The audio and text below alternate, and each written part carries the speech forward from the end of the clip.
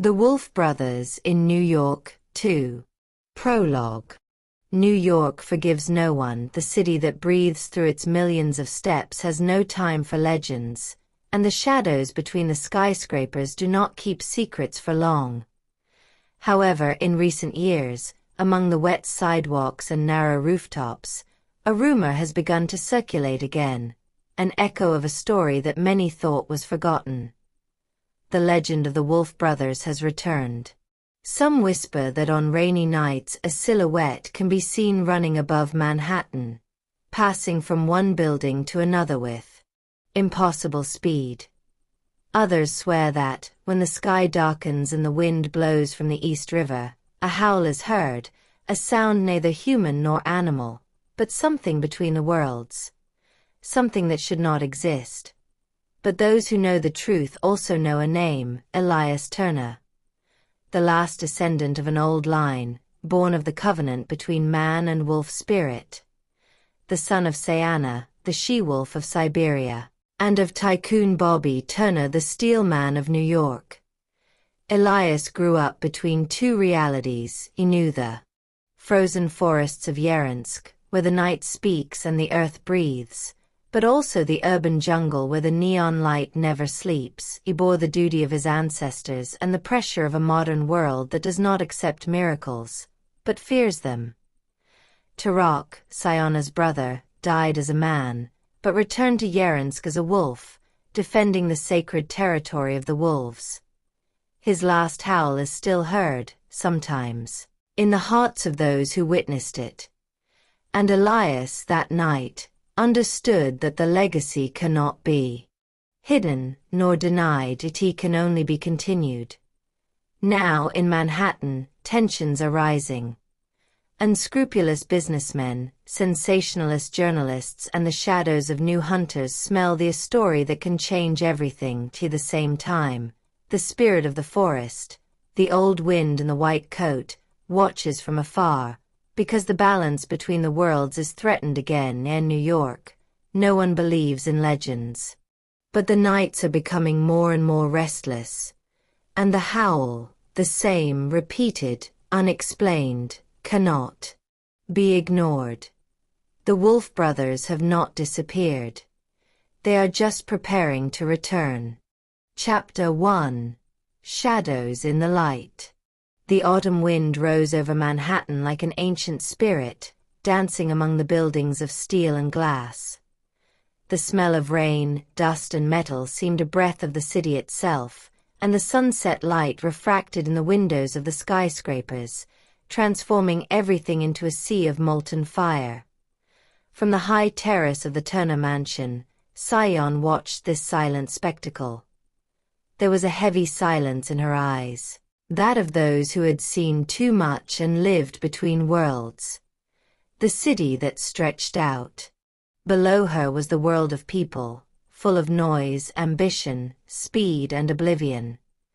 But in her heart, somewhere deep, she slept still the memory of another world.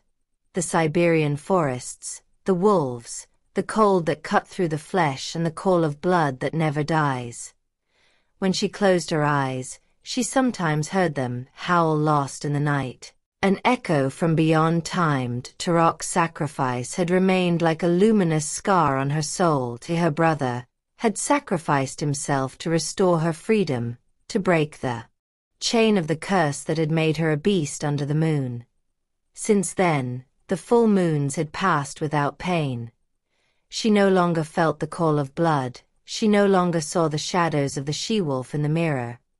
But instead, her dreams were haunted by Tarak's face, covered in snow and light, looking at her in silence.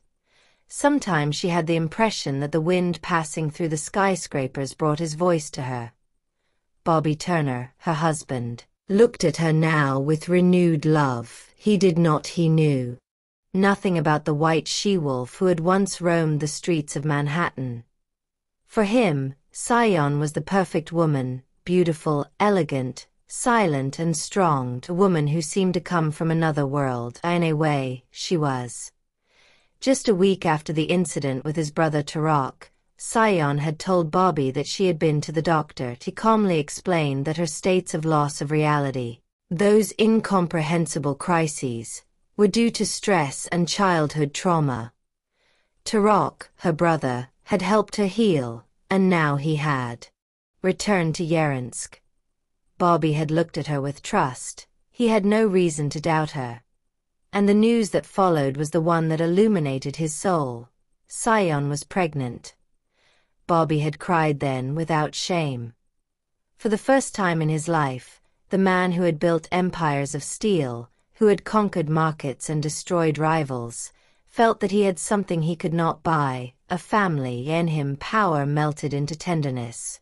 That evening, the Turner mansion was transformed into a palace of happiness.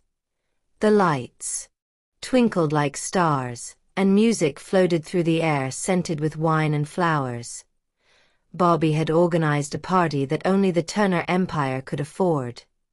Politicians, bankers, artists, journalists, they were all there. Crystal glasses clashed, and laughter mingled with the chords of an orchestra. When Bobby raised his glass, silence fell over the hall. "Ladies and gentlemen," he said, his voice trembling, "today we celebrate not only the Turner business, but also a miracle. My wife, Sayan Turner, will give me an heir." Applause erupted like a storm. Golden paper butterflies rose into the air, and television cameras captured Sayan's perfect smile. But behind that image of a happy woman, a deep secret hid in her eyes, an anxiety that consumed her silently. That night, when everyone else was asleep, Sayan got out of bed and looked at the moon shining over the Hudson. She had not felt the pain of the transformation for months, but her soul still carried the memory of the beast. Part of her feared, not for herself, but for the child in her womb. What if the curse was passed on? What if the wolf's blood was hiding in his genes, waiting only for a red night to awaken? He touched his slightly rounded abdomen with his cold hands and whispered in the darkness, "I will protect you, my son." Any cost. The moon, silent, seemed to answer him with a pale, trembling light, and the days that followed, Sayan began a new life. Bobby, proud and caring, had offered him a management position in Turner Industries, executive vice president.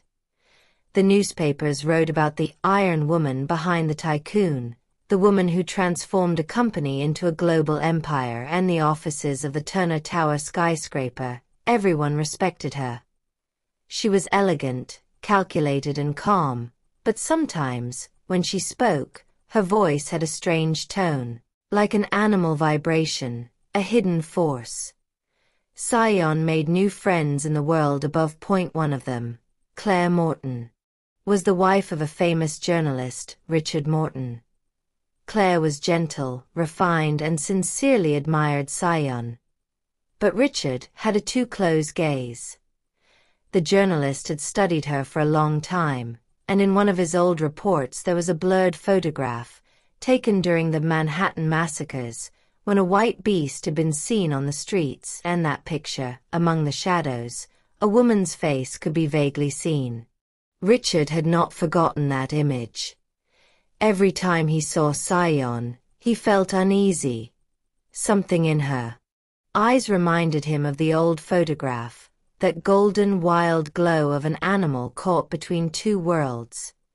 Time passed, and Sayan's pregnancy progressed without problems. Bobby protected her, loved her, bought her everything she wanted.